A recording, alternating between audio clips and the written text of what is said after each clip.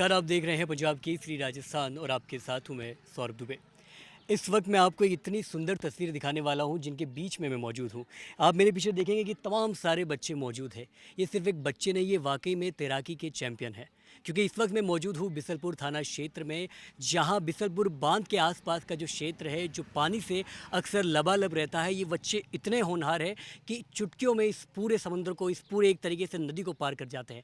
ये सिर्फ कहने वाली बात या बताने वाली चीज़ नहीं है, ये एक दिखाने वाली, देखने वाली तस्वीर है। आप देखेंगे मेरे साथ ये सारे के सारे चैंपियन मौजूद हैं जो सिर्फ गांव में ही अभी तक सीमित रह गए हैं, क्योंकि सरकार द्वारा इन तक कोई ऐसी सुविधा नहीं पहुंचाई गई, ऐसे ट्रेनिंग कैंप्स नहीं पहुंचाए गए जो इनकी आगे प्रतिभा को निखार सके और इनको दुनिया में एक नई पहचान दिखाया जा सके। वक्त सिर्फ इतना है कि कमी सिर्फ इतनी रह गई है कि ये बच्चे शहर में नहीं है, ये बच्चे गांव में है और शायद यही वजह है कि इनकी प्रतिभा को वो पहचान नहीं मिल पाई जो इन्हें मिलनी चाहिए थी। सबसे पहले मेरे साथ एक छोटा सा बच्चा मौजूद है। बच्चे, आपका उम्र जानना चाहता हूँ सबसे पहले। 11 साल। 11 साल। क्या नाम है आपका? प्रिंस के भट्ट। मैंने यहाँ गांव में सुना कि आपकी उम्र भले 11 साल हो, लेकिन आप तैरते ऐसे हैं जैसे बड़े बड़े लोगों को भी पीछे छोड़ दें। हाँ। मच्छी की तरह। कितने समय से तैर रहे हैं आप? 5 साल। 5 साल से। किसने सिखाया आपको तैरना? मैं सिखाऊं। आप खुद ही सीख गए? हाँ। तो क्या डर नहीं लगता पानी से? नहीं। स्कूल में कभी बताया कि आपको इतना अच्छा तैरना आता है? नहीं। क्यों? पूछता नहीं कोई।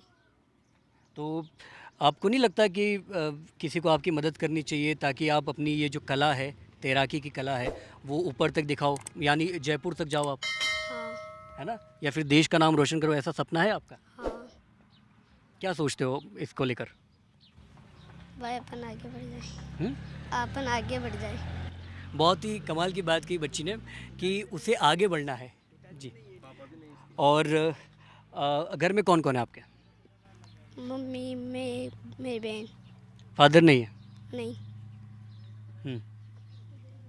मतलब आप सोच के देखिए कि किस न सिर्फ आर्थिक परिस्थितियों को झेल रहे हैं ये, बल्कि पारिवारिक परेशानियों से जूझने के बावजूद हौसले इतने बुलंद है कि जो लहरें हैं नदियों की, उससे भी ऊंचे इनके हौसले आप नज़र आ रहे हैं।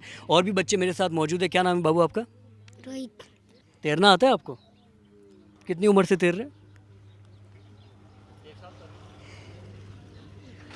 भले थोड़ा सा शर्मा रहे हैं कैमरे को देख के, लेकिन मैं आपको यकीन दिलाता हूँ अपनी ज़ुबान से कि मैंने इनको तैरते हुए देखा है वाकई में। और आप जो बड़े बड़े कॉम्पिटिशन्स देखते हैं ओलंपिक में, इनके अंदर वो जज्बा है कि देश का नाम वहाँ तक लेकर जाए। हालांकि कुछ ऐसी मजबूरियाँ हैं जिसकी वजह से इनको अभी तक ये प्रतिभा को एक पहचान मिलना बाकी है। और भी है।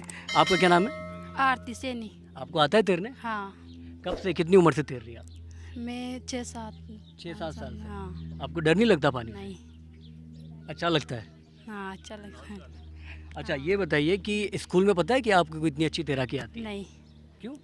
किसी ने पूछा भी नहीं कभी।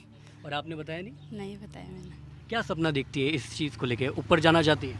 ऊपर जाना चाहती हूँ, नाम रोशन करना चाहती हूँ अपना गांव का, देश का। ओलंपिक्स तक? हाँ, ओलंपिक।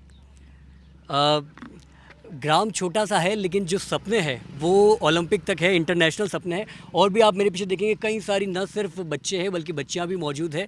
और लगातार इनसे बात करके ये समझ में आता है कि ये जो कला है वो यहाँ के बच्चे में बचपन से ही आ जाती है। ये प्रतिभा जो है वो बचपन से ही इनके अंदर समाहित हो जाती है।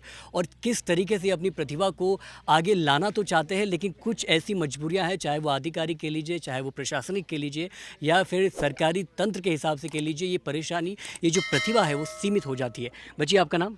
सुमन माले। सुमन जी, तैरना आता है? हाँ। कितने साल से तैर रही हैं आप? 6-7 साल से।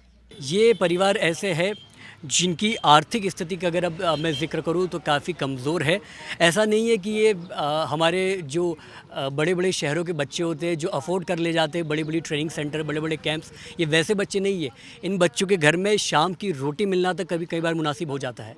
ये इस तरह की आर्थिक परेशानी से जूझने के बावजूद इतने मजबूत हौसले के साथ हमारे बीच में मौजूद है और अपने जो सपने हैं उनको स्पष्ट रूप से बयान कर रहे हैं कि वो सिर्फ अपने गाँव का नाम नहीं, अपने देश का नाम रोशन करना चाहते हैं और बताना चाहते हैं पूरे देश को कि इस ग्राम क्षेत्र के लोग इतने हौसले बुलंद होते हैं कि वो ये जानते हैं कि अपनी पहचान दुनिया के सामने किस तरीके से रखनी है और अपने हौसलों को कितना मजबूत करना है। बाकी पंजाब केसरी राजस्थान ऐसे ही मासूम चेहरों को आप तक पहुंचा रहा है कहानी के ज़रिए, उनकी उम्मीदों के ज़रिए, उनकी प्रतिभाओं के ज़रिए, और आपको दिखाने का प्रयास कर रहा है कि गांव में, हमारे देश के गांव-गांव में एक ऐसी प्रतिभा समाहित है जिसको पहचानने की दरकार है, जिसे समझने की उम्मीद है और जिन्हें आगे ले जाने की हमारी ज़रूरत है। देखते रहिए पंजाब केसरी राजस्थान। नमस्कार।